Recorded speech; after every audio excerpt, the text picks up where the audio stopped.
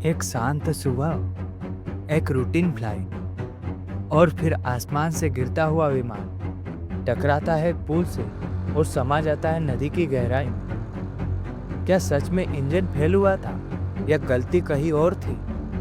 Taiwan की सबसे आधुनिक उड़ानों में से एक कैसे कुछ ही मिनटों में तबाही बन गई। आज हम लेकर आए हैं एक ऐसी कहानी जहां एक गलत बटन ने बदल दी 43 जिंदगियां।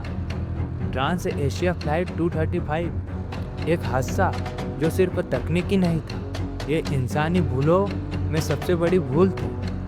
4 फरवरी 2015 सुबह का वक्त था। ताइवान के ताइपे शहर से ट्रांस एशिया की फ्लाइट 235 ने टेक ऑफ किया।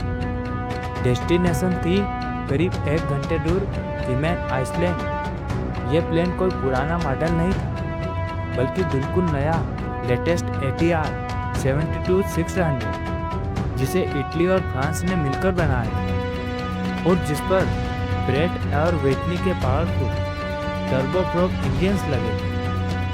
फ्लाइट ने सुबह तकरीबन 10:52 पर उड़ान भरी, लेकिन 3 मिनट के अंदर सब कुछ तबाह हो गया।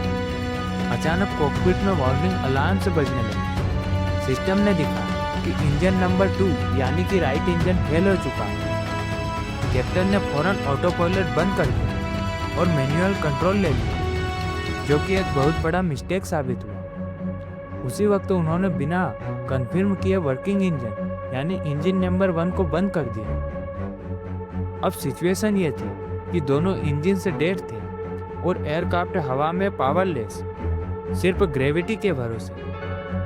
नीचे था ताइपेई का बेहद घना इलाका, हाई राइज बिल्डिंग्स और बिजी रोड से भरा हुआ।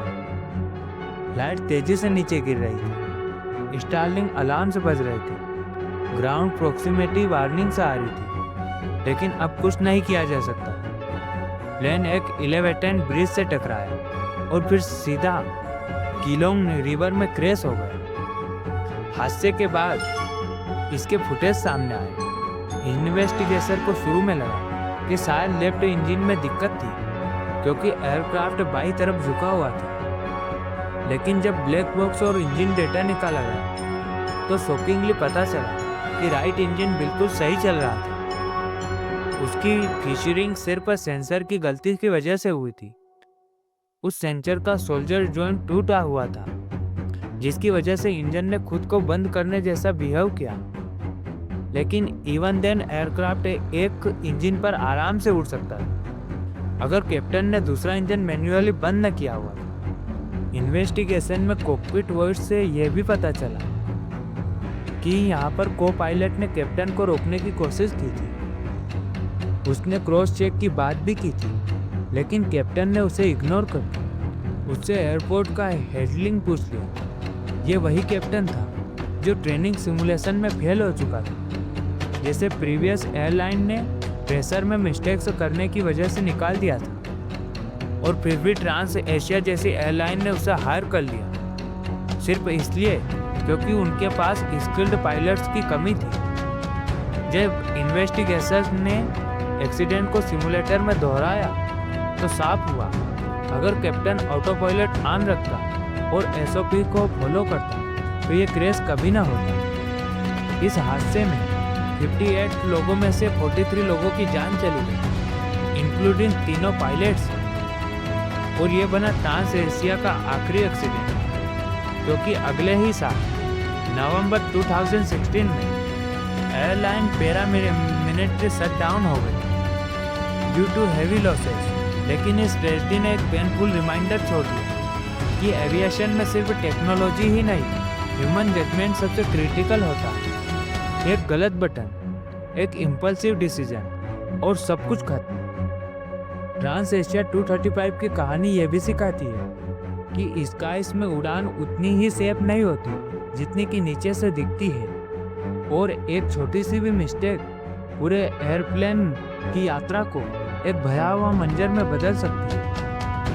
ट्रांस एशिया 235 सिर्फ एक टेक्निकल फेल्योर नहीं था, ये था एक गलत फैसले का नतीजा।